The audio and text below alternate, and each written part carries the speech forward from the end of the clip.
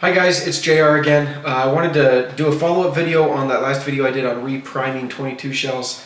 Hopefully this time with a little bit of better angle with the camera. I have my wife manning it. But also I wanted to show you how to reprime 22s using toy caps. It's basically going to be the same process as with the matches, only we're going to use a different substance this time and show you that toy caps also work. Alright, the first step that we need to do, just like in the other video, is we're going to take some of our once fired 22 casings and we're going to take the cylinder of my revolver and we're going to just make sure that we can find one or a few that fit in there. So that one's good. So I'm just going to use this particular casing for our demonstration today. What we need to do is we need to clean out the primer powder, the residue from the old primer. So I'm going to use just a matchstick. I'm going to use that to kind of stick in there and grind up. You're going to get a bunch of soot that comes out of here.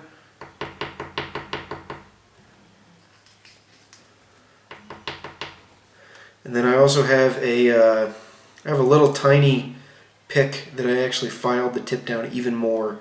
So hopefully I can get it kind of down into that rim there.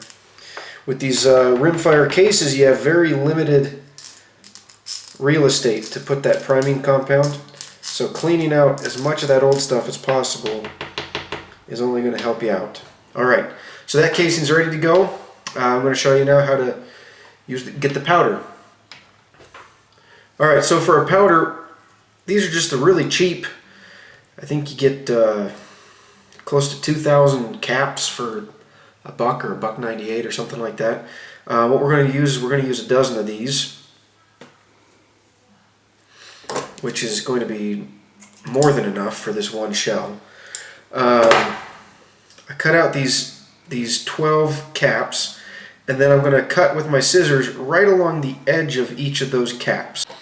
Alright, so what I'm going to do is I'm going to take my scissors and I'm actually going to cut these down just the very side of all of these caps.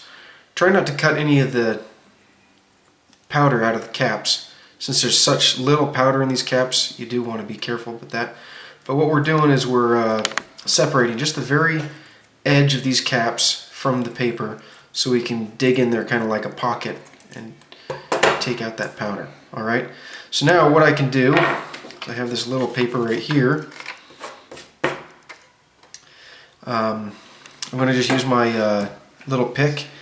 I'm able to dig in there into each of these little pockets and rough up the powder, get it to unstick from the paper, and then empty it out onto my little envelope paper here.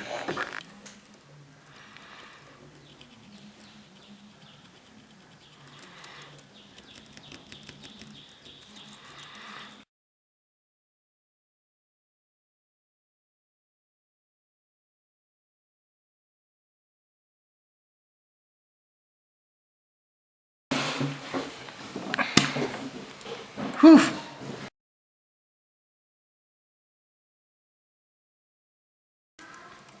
Alright, so as you can see, one of those popped on me while I was trying to get the powder out of it. Luckily, it didn't take anything else with it.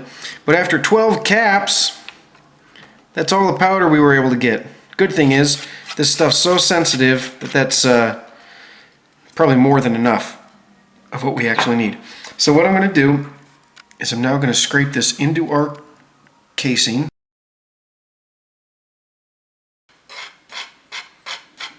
Okay. Alright, so just like when we were using the match tips, we're going to use my little tiny WD-40 straw. I'm going to get a drop of acetone in it and put one little drop of acetone into that casing.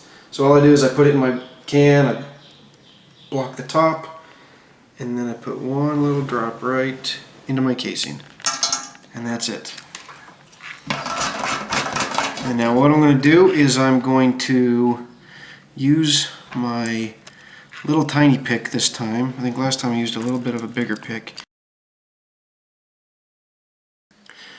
Alright, and then once that compound's in there and we feel that it's we've pushed as much as possible into the rim, we're going to set it aside and we're going to let it dry for a few minutes just to make sure that it's completely dry. I think in my last video I put the powder in A little too early. It was a little wet with the acetone still. Not sure if that's what did it or not, but we only got one of them to fire. So we're going to give this one a few minutes to dry out.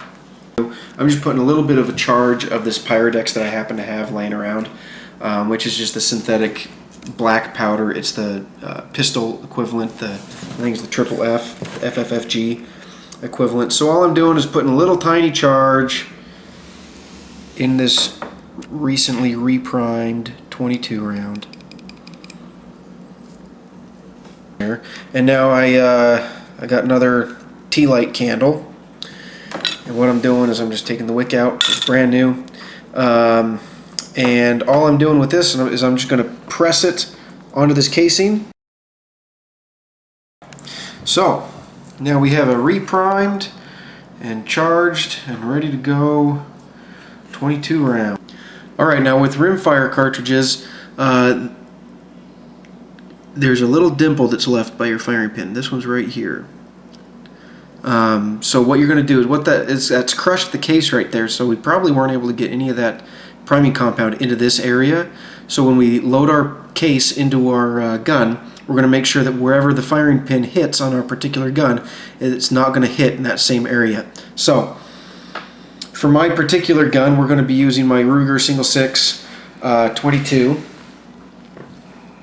And I know that it hits the topmost cylinder, the topmost chamber in the cylinder at the 12 o'clock position. So it's the very top. So when we load this in, we're going to make sure that that dimple does not correspond with where my firing pin hits. Put this all back together real quick. Alright, so we're going to load this up, making sure that that dimple is actually, we're going to put that 180 degrees away from 12 o'clock. So put that right in there. Alright, so you can see that we just have that one round in there. It's been previously fired. It's got the firing pin dent in it. No other rounds in there. So we're going to get that, we're going to shoot that at this black binder here.